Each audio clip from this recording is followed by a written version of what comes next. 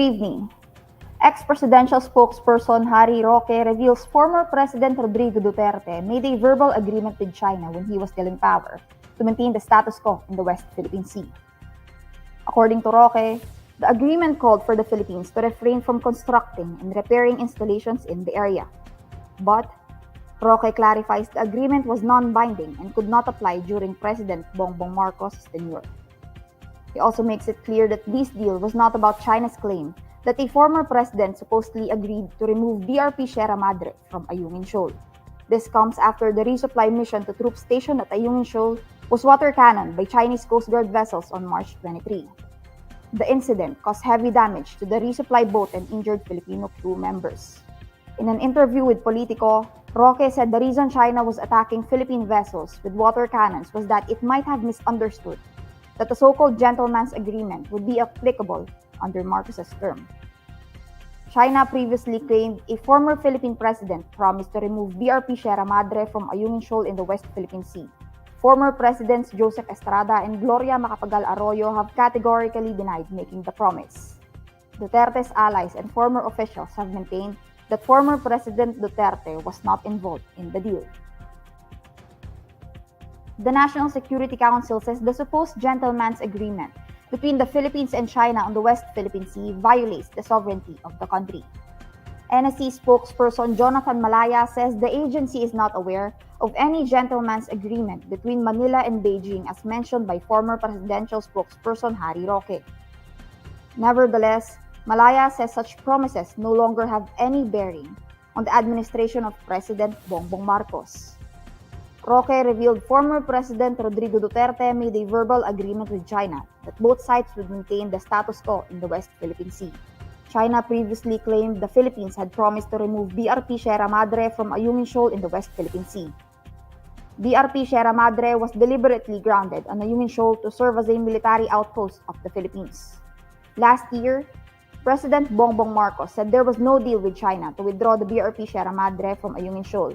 And should any agreement exist, he rescinded it. Terminal 2 of the Ninoy Aquino International Airport experienced fluctuations in electricity as travelers swarmed the airport on Holy Wednesday, March 27. Manila International Airport Authority spokesperson Chris Bendijo says the power supply at NAIA's Terminal 2 fluctuated due to an increased load due to high heat index.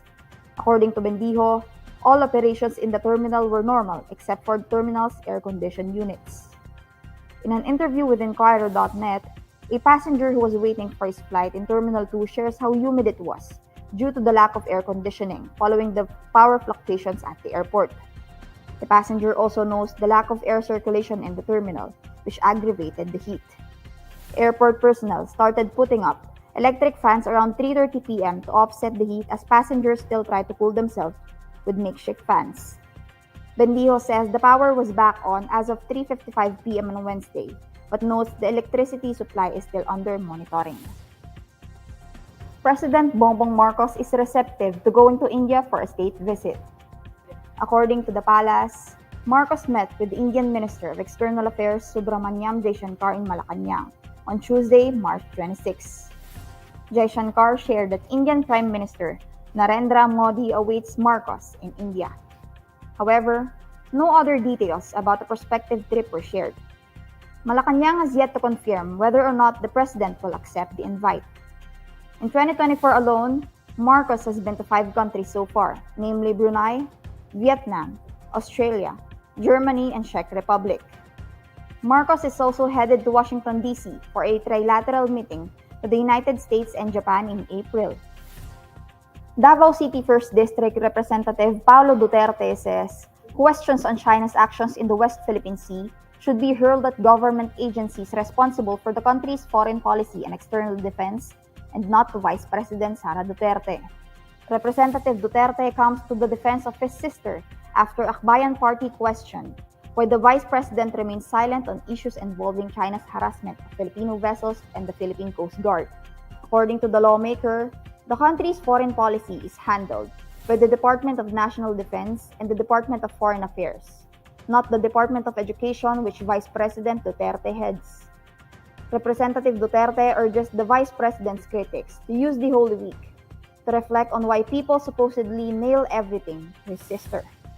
On Tuesday, March 26, Akbayan Party head Rafaela David called out the Vice President for her supposed deafening silence on issues involving Chinese intrusion in the West Philippine Sea, contrasting it to Duterte's statements in defense of Kingdom of Jesus Christ founder Apollo Kibuloy. The Vice President recently defended Kibuloy from different accusations, calling the hearings conducted by two congressional panels a trial by publicity. Here's the latest roundup of today's top stories. Ex-presidential spokesperson Harry Roque reveals former President Rodrigo Duterte made a verbal agreement with China to maintain the status quo in the West Philippine Sea. National Security Council says Duterte's gentleman's agreement with China on the West Philippine Sea violates Philippine sovereignty. And Ninoy Aquino International Airport Terminal 2 experiences fluctuations in electricity as travelers swarm the airport on Holy Wednesday. And these are the stories you need to know today. I am Chari Abarca. Follow INQUIRER.net on Facebook, X, YouTube, TikTok, Instagram, and Reddit. For more stories, visit INQUIRER.net.